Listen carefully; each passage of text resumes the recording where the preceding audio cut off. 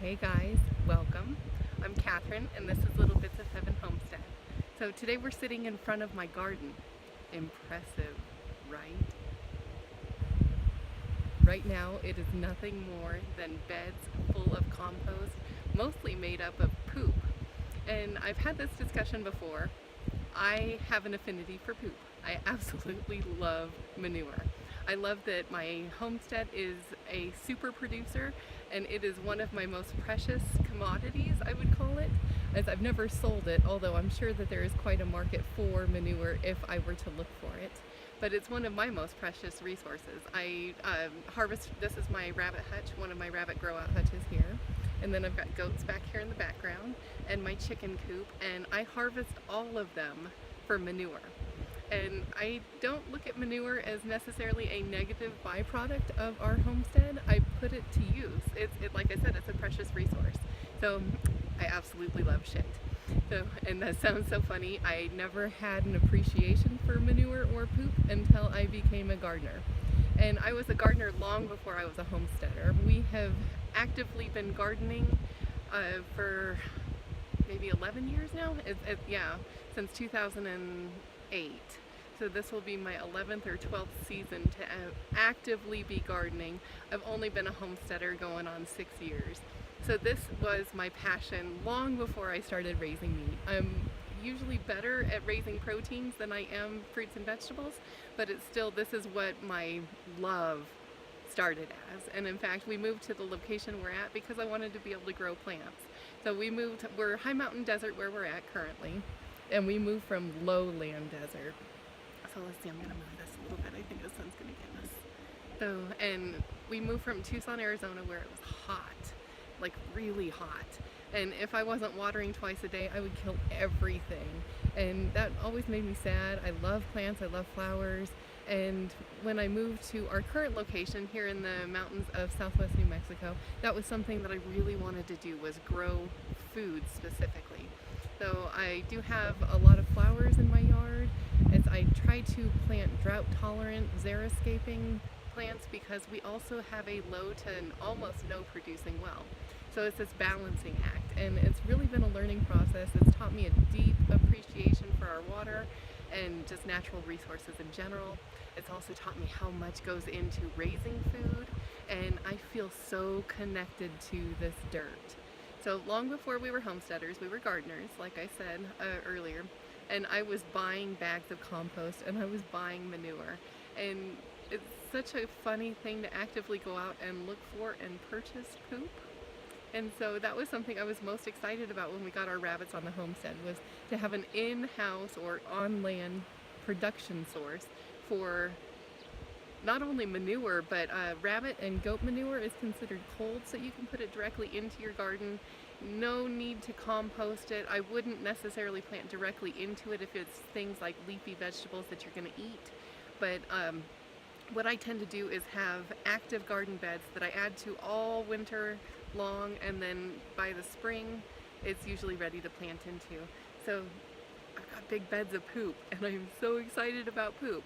So today what I did is I went through and I prepped a couple of my beds and I started planting seeds. This is my summer garden.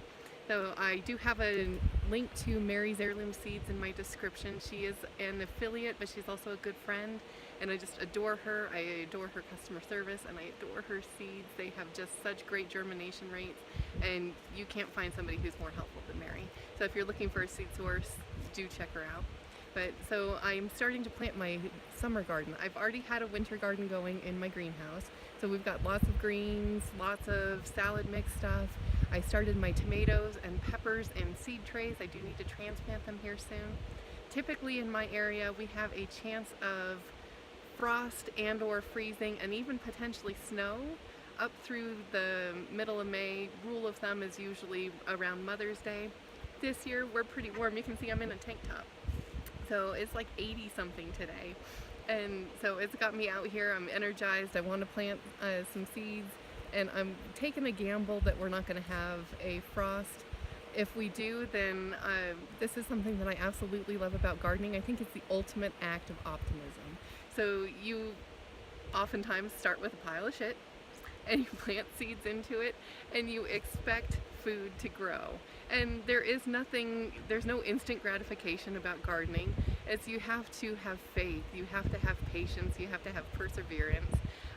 You come out here and you water your pile of poop with your seed in it for weeks sometimes before you see any actual growth, and it's sometimes months before you get a harvest. So in my mind, it's this ultimate act of optimism, and I tend to be an optimistic person in general, so kind of annoyingly so. Like, I'm always looking for sunshine and rainbows, and I just get a real kick out of it. I'm one that I can step outside and feel the sunshine on my skin, and I just have a deep appreciation for it. So maybe that's not necessarily, maybe it's not an ultimate act of optimism, and that's maybe just my optimistic brain, but I like to view it as such, and it just gives me such joy. It's like New Year's for me in the spring. So because I just get to make, I have all these visions, and I encourage you guys, if you have any desire to homestead, if you're not homesteading and you're watching this for ideas and encouragement and some enthusiasm, just go outside and stick some seeds in the ground. You don't have to have land, you don't have to have an established garden, you can stick it in your flower garden. You can start vegetables inside. Did you guys know that you can bring home things like green onions and celery from the grocery store, and you can grow that in your windowsill? So I mean, there's all sorts of things you can do to establish some food, not necessarily independence, but resiliency. You can learn skills on your own. You don't necessarily have to wait for the fairy tale. Heck, Julie from Dirt Patch Heaven said that that's what you guys as viewers are looking for, is the fairy tale. And so if you're watching me, I can tell you that I am not the fairy tale, as I am real and I'm dirty and I work full time, and so there's nothing. I see some of these YouTube channels out there and they've got these beautiful, well-established gardens, and I feel very behind the ball. Don't feel like that. Anything you do, any forward movement, any progress, anything you do is better than doing nothing. And so I would rather start months behind the ball and stick some seeds in the ground and have them die than do nothing. I figure in my own optimistic brain that if I plant 50 seeds and my chickens destroy 40 of them and only 10 of them live, I'm at peace and happy with those 10 seedlings that survive, because it's a heck of a lot better than nothing. So I would highly encourage you to do something. So because something will get you getting some forward momentum. And really, my whole homestead, although it's pretty big right now, we're almost 6 years into it. This fall we will be 6 years. It started with one rabbit. It started with one garden bed. It started with one fruit tree. And so you don't have to have the big fairy tale in order to start doing this. Just start somewhere.